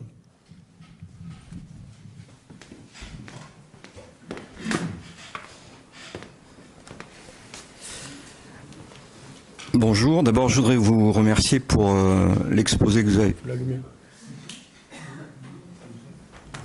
Peut-être qu'il n'y a plus de pile. Oui, déjà je voudrais vous remercier pour l'exposé que vous avez fait, qui est très complet. La seule remarque que je pourrais faire par rapport à ça, c'est qu'en synthèse, rien ne va. Tout se dégrade, il n'y a aucune information positive dans ce que vous avez dit. Même si vous êtes un spécialiste, donc je ne peux que vous croire. Et je voulais juste savoir, en termes de prospective, sachant qu'il y a des choses qui, malheureusement, sont inéluctables, comme les changements climatiques, etc., que l'on va devoir faire face. Sur la géopolitique, je ne sais pas, les hommes sont là, mais ils peuvent changer. On parle aux États-Unis, beaucoup de Trump, mais peut-être que dans 2 ans, Trump ne sera plus là. Quoi qu'il en soit, est-ce que vous voyez en termes de prospective des éléments qui pourraient éclaircir ce ciel très noir dans les années qui viennent, notamment sur l'aspect humanitaire? Voilà la question que je voulais vous poser. Ouais, merci beaucoup. Oui, c'est vrai qu'en plus, j'aurais pu encore plus noircir le tableau en parlant des ligaments croisés d'Antoine Dupont. Hein. Ça n'aurait fini de nous déprimer. Mais j'ai pas osé le faire, je l'ai gardé pour moi. Mais bon, j'en pense pas moins. Hein. Heureusement, on a gagné le tour à destination, même si on a perdu contre les Anglais, ça reste terrible. Mais ceci dit, oui, j'étais pas un tableau assez noir parce que l'action humanitaire est censée intervenir dans les zones grises et voilà, là où il y a de la violence et de la violence humaine. Mais voilà, dans le même temps, je vous ai évoqué le fait que j'avais pas mal étudié les mouvements de société civile autour des questions d'accueil migratoire, autour des questions de santé environnementale. Et aujourd'hui, sur la question scientifique que vous évoquiez, les attaques en règle contre les scientifiques, il y a des mouvements qui se formalisent. Je pense à Stand Up for Science, qui est un mouvement aux États-Unis, qui est aussi en train d'arriver en France et dans le reste du monde, où les scientifiques se mobilisent pour pouvoir garder la possibilité de faire leur travail en toute indépendance, chercher la vérité loin des idéologies et pour, on va dire, l'intérêt général. Donc, à la fois, on ne peut pas échapper au constat morbide sur les questions de biodiversité, de climat et sur le fait qu'il y a aujourd'hui un empilement de guerres comme longtemps on n'a pas vu autant, avec beaucoup de mortalité sur les civils notamment et les humanitaires.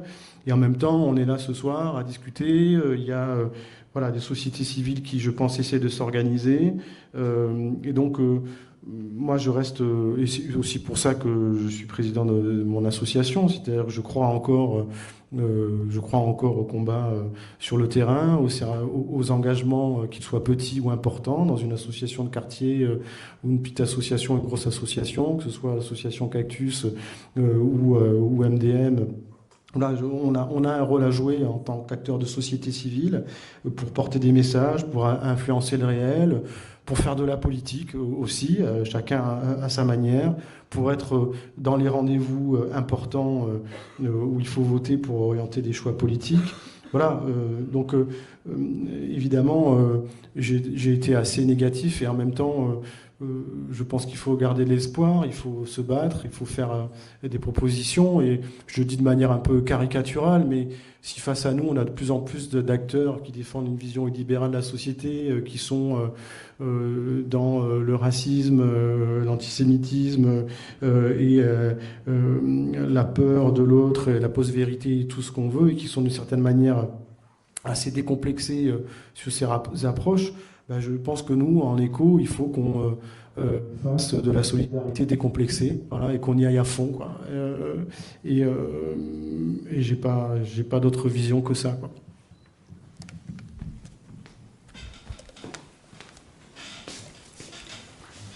Oui, pareil, je voudrais vous remercier pour votre exposé, très bien. Et suite à ce que vous venez de dire, oui, j'ai un gros souci. J'ai appris récemment que des pays de l'Union européenne ont prévu ou ont déjà acté de sortir de la Convention des mines antipersonnelles. Et ça m'inquiète beaucoup. Et je me rappelle, vous voyez, je suis pas jeune, on a fait des montagnes de chaussures à une époque pour justement créer cette convention et ces interdictions d'une arme horrible dans l'immédiat et surtout, d'après ce que je me souviens, qui a des conséquences à très long terme pour les populations qui ont subi des guerres. Donc, ma demande, c'est justement, vous avez dit que votre action est double, opérationnelle et de témoignage. Est-ce que vous pourriez justement de nous inciter à faire du lobbying dans ce sens pour refaire vivre cette convention, pour pas que les autres pays vont lâcher aussi, parce que le problème, il est double. Un, les premiers pays commencent à sortir de cette convention avec l'argument que c'est une question de sécurité, ce que je peux comprendre, mais si on fait des conventions seulement quand il fait beau temps, et dès qu'il y a l'orage, on en sort, elles n'ont plus de sens. Voilà. Donc, une demande, suite à ce que vous dites, de la mobilisation des citoyens. Et de nous aider. Oui, merci. Excuse-moi, mais moi je fais la transcription. Quelle convention ? Faite par Handicap International. Alors c'est sur les mines antipersonnelles et effectivement, on m'a sollicité d'ailleurs pour signer une pétition à l'initiative d'Handicap International qui va sortir prochainement. Donc évidemment, je l'ai signée avec d'autres personnalités du monde humanitaire. Justement parce qu'effectivement, il y a un risque de remise en question de ces conventions autour des mines antipersonnelles. Mais on est quand même dans une observation assez pessimiste, effectivement, du retrait de pas mal d'États, y compris démocratiques, d'engagements qui ont été pris au lendemain de la Seconde Guerre mondiale parce qu'on a estimé que c'était plus jamais ça et qu'on voulait plus voir autant d'atrocités. Et donc la mise en place de différentes conventions, de juridictions, on l'a évoqué tout à l'heure, de droit international humanitaire, de la Cour pénale internationale, de la Cour internationale de justice. Je ne parle même pas des GIEC et autres accords sur notamment aujourd'hui les enjeux du climat. La première chose que Trump a décidé de faire, c'est de se retirer de ces accords-là. Enfin, on voit qu'il y a une tendance au retrait de beaucoup de textes qui avaient été mis en avant au lendemain d'événements effroyables pour l'humanité et qu'on aurait manifestement un petit peu tendance à oublier aujourd'hui. Donc je dirais que c'est un combat de tous les jours, comme le droit à l'avortement est un combat qui est un combat de tous les jours, y compris en Europe, en Pologne, en Espagne ou ailleurs, et même chez nous. où dès que c'est possible, il y a des manifestations qui s'y opposent. En fait, il faut être mobilisé en permanence, quoi. Finalement, il n'y a pas de grand soir sur les grands combats des droits fondamentaux, et que c'est une perpétuelle remise en question, et en tout cas un perpétuel combat et un besoin de vigilance comme il se doit, y compris pour préserver la démocratie et nos valeurs d'intérêt général. Donc je ne peux aller que dans votre sens pour défendre cette convention, mais aussi d'autres textes protecteurs qui sont censés protéger des crimes de masse, des crimes de génocide et autres. On voit qu'aujourd'hui, même ces textes-là sont contestés. Alors, merci beaucoup pour la conférence, qui était très enrichissante. Moi, ce que je voulais vous demander, ça rejoint un petit peu la question qui a été posée tout à l'heure. C'est aujourd'hui, on a la première puissance mondiale qui remet en question le droit international tel qu'il était reconnu depuis 1945, même s'il y a eu quelques entorses. Est-ce qu'on doit s'attendre, c'est peut-être pas un tableau très réjouissant, mais à une situation qui va empirer au-delà de ce qu'on a vu jusqu'à maintenant, avec une remise en cause globale et surtout portée par la première puissance mondiale du droit international et donc a fortiori du droit humanitaire? Merci.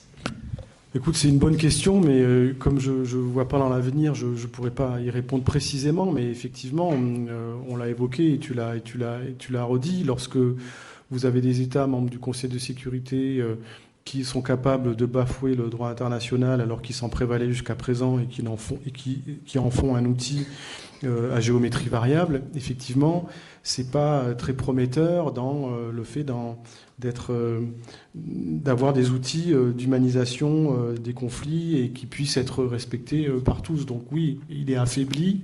Il est pas. Alors beaucoup de spécialistes de droit international humanitaire disent qu'il est quand même encore important. Il faut le défendre en tant que tel. Donc moi, en tant qu'humanitaire, j'ai pas à le défendre ou pas. J'ai simplement à faire en sorte qu'il soit respecté sur les terrains d'intervention. Mais il se dit que quand même dans beaucoup d'autres contextes qui ne sont pas celui de Gaza ou de l'Ukraine, il y a des territoires où le fait de mettre en avant ce droit international humanitaire peut être dissuasif dans certaines pratiques de guerre qui sont dévastatrices, et donc il est encore utile, qu'il y a encore des populations civiles qui pourraient s'en servir. Donc je ne ferai pas de grandes perspectives et d'anticipation. Ce que je peux dire simplement, moi, à mon petit niveau, c'est que je trouve que c'est difficile de pouvoir avoir des discussions posées, y compris dans nos propres sociétés, sur des sujets clivants, sans se faire agresser, sans que ça parte dans une hystérisation des débats, sans que vous risquiez votre vie.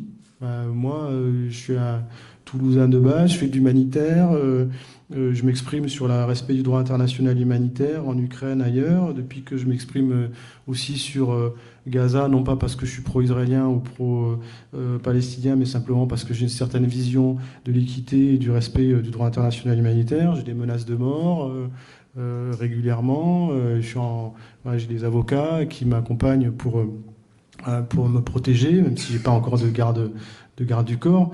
Mais enfin, on en est là, quoi. Et pourtant, je pèse pas grand-chose dans le champ du politique. Je suis à la tête d'une association qui est une petite association, même s'il a une certaine notoriété à l'échelle mondiale et dans le champ médiatique et politique.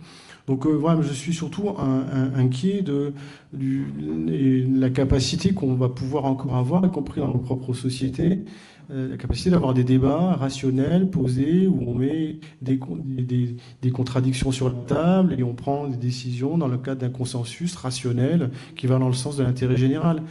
J'ai l'impression qu'on s'éloigne de cette méthode-là, et c'est ça qui m'inquiète en fait, quoi. C'est la violence aussi qui émerge de ça, et je sais pas où on va en fait vers ça. Et ça m'inquiète pas mal, quoi, en fait.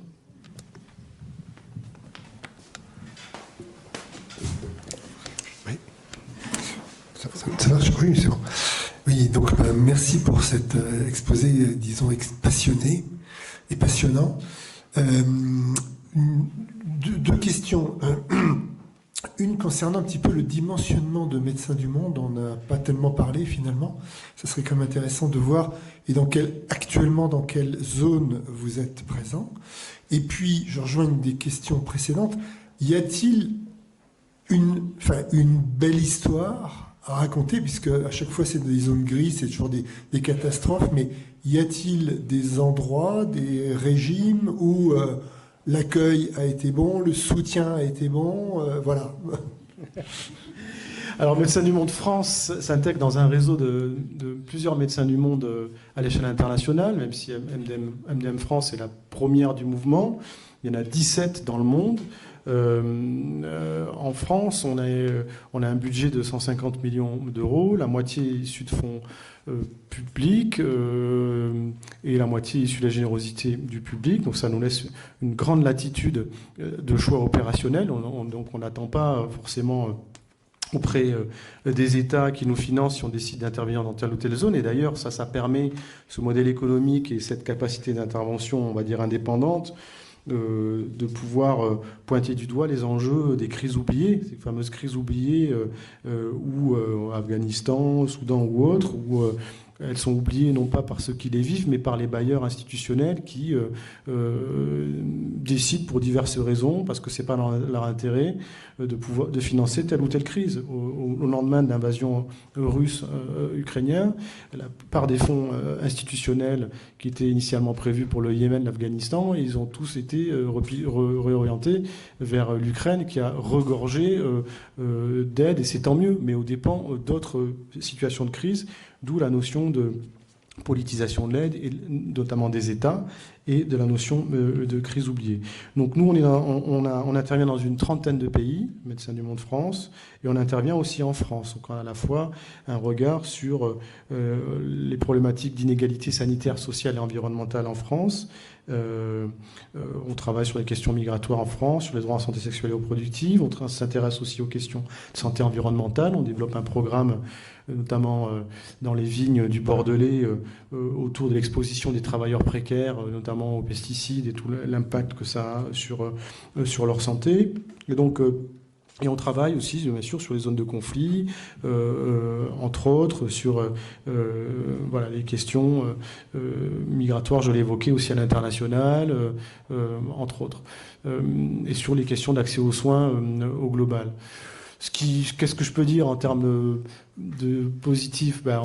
On a soigné 20 000 personnes en France l'année dernière, donc c'est pas mal. On les a aidés à être mieux soignés, à être mieux réorientés vers des dispositifs de droit commun. On les a aidés à obtenir leurs droits, aide médicale d'État, entre autres. Voilà, on contribue à visibiliser des problématiques qui sortent, on va dire, du scope médiatique. On a permis à des centaines de milliers de femmes de pouvoir choisir leur contraception. On accompagne, on aide aussi SOS Méditerranée en termes de financement à sauver des vies en mer. Donc voilà, ce qui nous sauve de notre frustration, je dirais, et de tableau noir qu'on a fait ensemble, c'est qu'on est dans l'action et qu'on agit et qu'on sauve des vies au quotidien. On ne sauve pas les problèmes de la planète, on n'arrive pas à anticiper les causes des mortalités, mais on sauve des vies, on soigne des gens. Et donc ça, c'est le motif de satisfaction dans le merdier global. En gros, si je suis caricatural et cru. Donc voilà, voilà, on intervient. J'étais au Kinshasa il n'y a pas longtemps. On ouvre un programme aussi sur l'aide à accompagner les maraîchers et maraîchères de la banlieue de Kinshasa à sortir d'utilisation de produits phytosanitaires pour aller vers du bio. Ben voilà, ça marche un peu doucement, c'est pas simple, parce qu'on sait que sur ces questions-là de santé environnementale sont intimement liées des questions de précarité, de pauvreté. Donc il faut travailler sur des enjeux qui vont du sanitaire, du social à l'environnemental. Mais voilà, on arrive à avancer, et j'espère que prochainement, on pourra expliquer en France que si aussi des agriculteurs népalais qu'on accompagne, ou des agriculteurs de République démocratique du Congo on accompagne, et qu'ils arrivent à faire du bio, il n'y a pas de raison que nos agriculteurs n'arrivent pas à faire du bio aussi, et qu'ils limitent les risques pour leur santé, même si ça ne fait pas plaisir à la FNSEA qui n'est pas sur ce registre-là. Voilà, donc il n'y a pas de grand soir en fait. Il y a des opérations, il y a des vies sauvées, il y a des maladies soignées, il y a des gens qui sont accompagnés dans leur parcours de soins. L'enjeu pour l'action humanitaire, et je pense qu'il faut être modeste, ça renvoie à la définition un peu basique qui est d'aider des personnes qui vivent un moment de rupture face à un état antérieur. C'est-à-dire qu'ils sont dans une rupture liée à un conflit national, transnational, lié à des politiques répressives, lié à une catastrophe naturelle. Alors, ils sont dans une situation de rupture où ils ne peuvent pas répondre à leurs besoins vitaux comme se laver, se loger, se nourrir, se soigner, éduquer leurs enfants. Et donc, on les aide à revenir, à leur donner la capacité de choix de ce qui est bon pour eux et ce qui est bon pour leur vie. Voilà. Et donc, de ne pas se substituer à eux et aussi d'être dans des approches qui limitent le risque néocolonial, parce qu'on le sait, l'action humanitaire, lorsqu'on intervient dans certains pays, on véhicule avec nous des représentations du rapport au travail, des codes de travail, du rapport, si on est dans le champ de la santé, à la maladie, à la mort, à la douleur, qui ne sont pas forcément celles des pays dans lesquels on intervient. Or, on travaille avec beaucoup d'acteurs locaux. Et donc, l'enjeu aussi pour nos organisations, c'est de plus en plus de travailler avec des acteurs de société civile locale, avec des associations locales, dans des partenariats constructifs où on se retrouve autour de causes communes, de valeurs communes, que sont la solidarité, notamment l'impartialité, l'indépendance, tout ça. Mais voilà, l'enjeu, c'est vraiment de plus en plus de travailler avec des acteurs locaux pour être dans de la construction, dans la délégation de responsabilité, de ne pas faire à la place, de ne pas être dans une posture néocoloniale, et voilà, et d'être dans une dynamique un peu utopiste de lien entre les peuples autour de valeurs communes. Une dernière question, parce que là... Oui, je vous remercie de votre exposé, mais j'aimerais féliciter aussi ceux qui sont posés les questions, parce que je pense que la pertinence des questions, il y a une influence directe sur la qualité de la réponse. Je suis d'accord avec vous. Votre question va être bonne alors. Ceci étant, je voulais revenir sur l'histoire des pessimistes, optimistes, en ce qui concerne votre travail. Comme vous pouvez constater, j'ai un certain âge. Et je me souviens que les années 50, 60, 70, des siècles précédents, je parle du 20e, non du 19e. Donc, on parlait continuellement, la presse, les moyens de communication qu'il avait à l'époque, des famines chroniques. Systématiquement, tous les ans, il y avait des famines au Brésil, en Inde, au Mexique. Bon, il est arrivé la Révolution verte, il est arrivé les FAO. Je vous rappelle que les logos de l'FAO, il dit Fiat Panis. Bon, je pense que le pain, il a été fait. Et tout d'un coup, progressivement, on a maintenant le Brésil, le Mexique, l'Inde, qui avant c'était des pays qui systématiquement souffraient de la famine.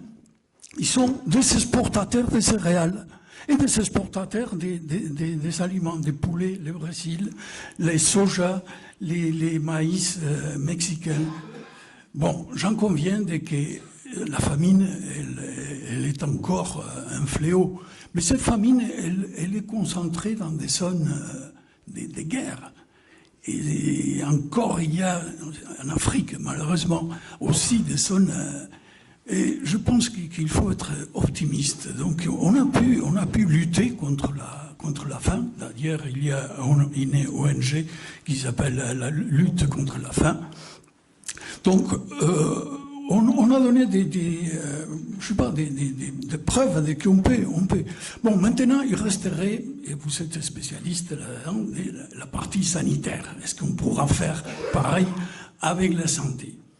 Bon, ça, une petite constatation, une petite note d'optimisme.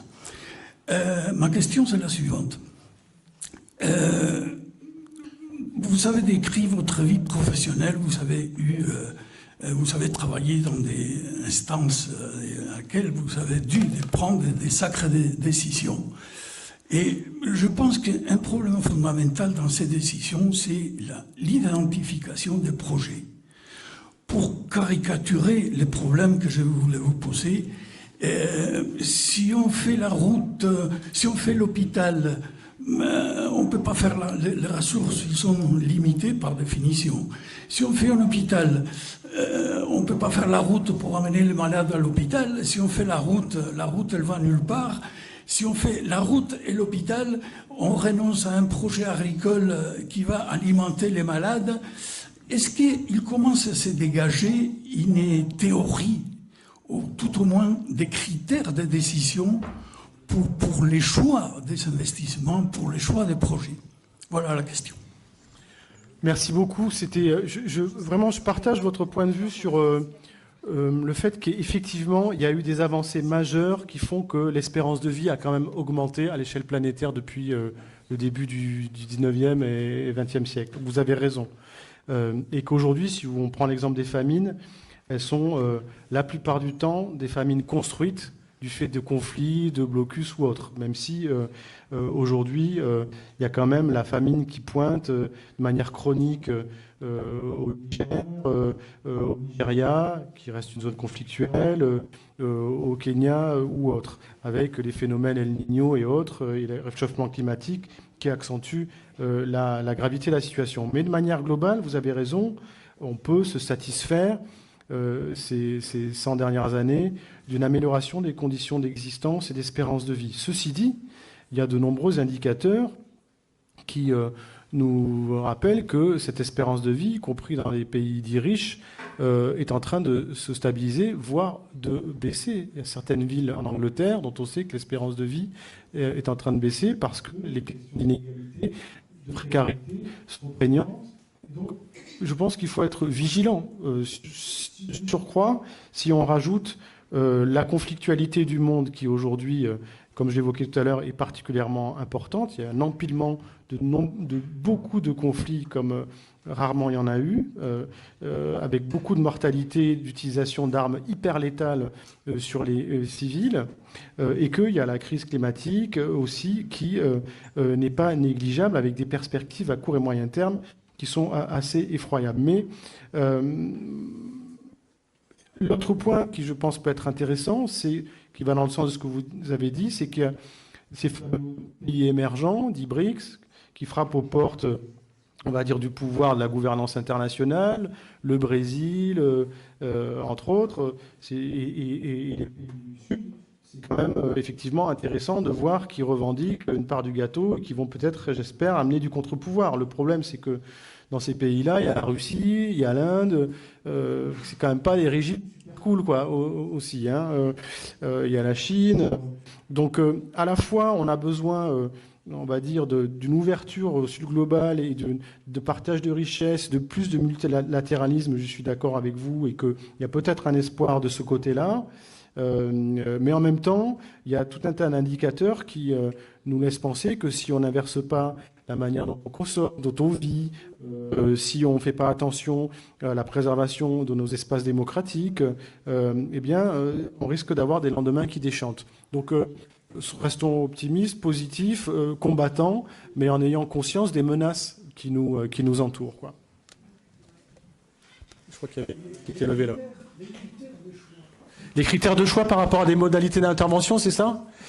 C'est très variable. Par exemple, aujourd'hui, on n'est pas au Soudan, Médecins du Monde, MSF, Médecins Frontaliers, mais il y a énormément de besoins, c'est une crise oubliée. Mais aujourd'hui, il y a une telle violence et on est tellement pris par les autres conflits qu'on n'a pas aujourd'hui la capacité de pouvoir monter en charge sur des programmes pertinents au Soudan. Voilà, mais à un moment donné, on fait des choix. On ne peut pas couvrir tous les besoins. Et ça fait partie aussi du déterminisme d'acteurs humanitaires, c'est d'assumer la frustration de ne pas pouvoir répondre à tous les besoins, mais de là où tu interviens, essayer de le faire d'une bonne manière, de pouvoir documenter des pratiques originales qui peuvent répondre à des besoins de santé publique et essayer de faire une mise à l'échelle, justement en passant par l'institutionnalisation des pratiques innovantes qu'on a pu mettre en avant auprès des États qui sont en charge des politiques publiques. Donc, oui, les critères de choix sur des modalités d'intervention, elles sont faites sur la base de besoins objectivés dans le champ de la santé publique, d'enjeux politiques de défiance des droits fondamentaux, de l'incapacité des ressources humaines qu'on peut avoir et du fric qu'on peut avoir de manière autonome, et aussi des sensibilités des gens qui font les associations. Voilà, tout simplement aussi. Ça fait partie des déterminants qui vont orienter les choix de telle ou telle association. Bonsoir, merci beaucoup. Une des choses que j'ai retenues de votre présentation, c'est que quelque chose d'aussi fondamental et consensuel que le bien-être de l'espèce humaine, les droits de l'homme, etc., sont aujourd'hui remis en cause et peuvent causer des désaccords. Et je voulais savoir si, pour finir sur une note positive peut-être, vous aviez peut-être des leviers pour discuter avec des personnes qui ne sont pas forcément d'accord avec nous et des personnes qui remettent en cause aujourd'hui des choses fondamentales qui nous unissaient jusqu'à présent. Ouais. Ben, c'est une très bonne question. C'est la difficulté aujourd'hui de savoir comment convaincre nos concitoyens que quand un État maltraite des personnes en situation administrative précaire, sous prétexte qu'ils sont précaires, c'est un État qui sera capable de maltraiter ses propres précaires, y compris avec des papiers, et qui ne fera pas de la lutte contre les inégalités pour tous un combat qui nous semble nécessaire de porter. C'est, lorsque l'on parle des pesticides, rappeler que c'est les agriculteurs qui sont les premiers exposés aux maladies en lien avec ces produits cancérigènes, mutagènes, reprotoxiques, et qu'il s'agit, lorsque l'on parle de lutter contre le phytosanitaire industriel, il ne s'agit pas de faire de l'agribashing, mais au contraire d'avoir une pensée collective et une construction avec le monde agricole.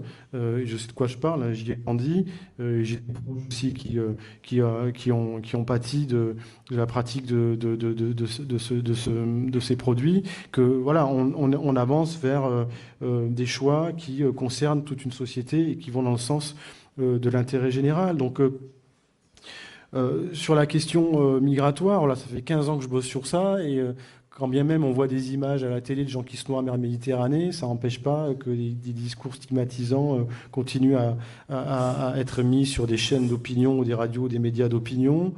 Et qu'on nous explique, selon une logique de bouc émissaire, que c'est à cause des sans-papiers que la police va mal, que l'école va mal et que l'hôpital va mal. Et donc la logique du bouc émissaire, à un moment donné, c'est bon. Donc je crois qu'il faut tous qu'on s'engage sur en faisant de la politique. Alors, encore une fois, pas de manière partisane, ou alors non partisane, mais où en tout cas on contribue à défendre ce qui nous est cher en termes de valeurs. Il me semble que les valeurs de la démocratie, de la solidarité, j'évoquais de manière décomplexée, elle doit être une bataille de tous les jours, quoi, voilà. Et en n'ayant pas peur d'aller discuter avec le camp d'en face. C'est une question qui se pose souvent. Est-ce qu'il faut que j'aille débattre avec des mecs du RN sur CNews ? Je l'ai fait une fois et je ne l'ai pas fait deux fois parce que les règles du jeu sont pipées, vous ne pouvez pas vous exprimer.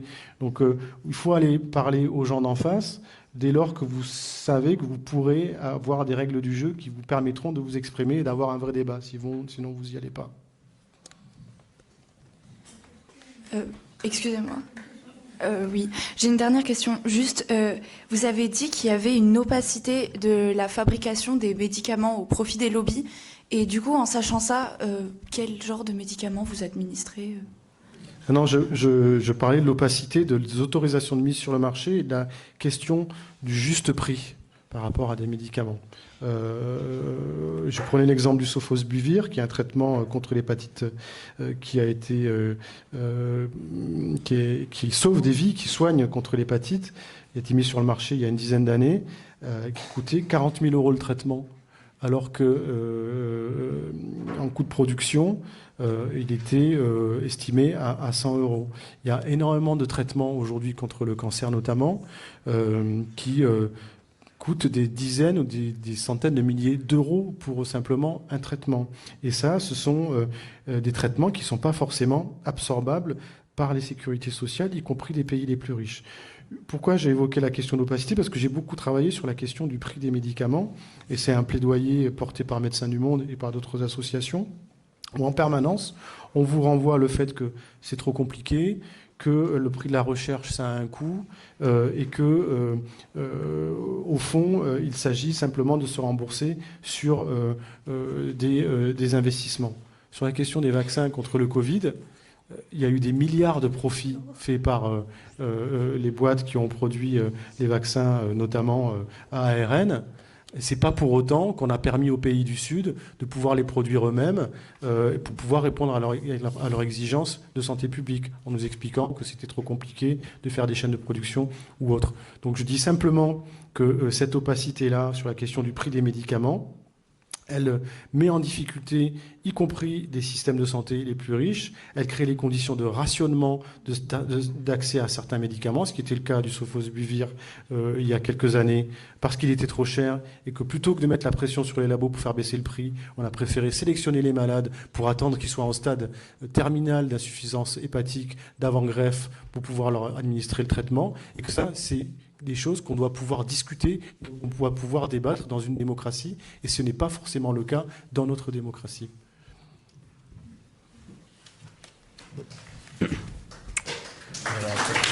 Merci d'être resté, d'être venu. Merci à vous pour l'organisation et l'invitation. Bon, merci à vous d'être venus, merci à tous aussi d'être venus. Je voulais particulièrement remercier le GREB d'avoir organisé cette conférence, et aussi toute l'équipe Cactus. Voilà.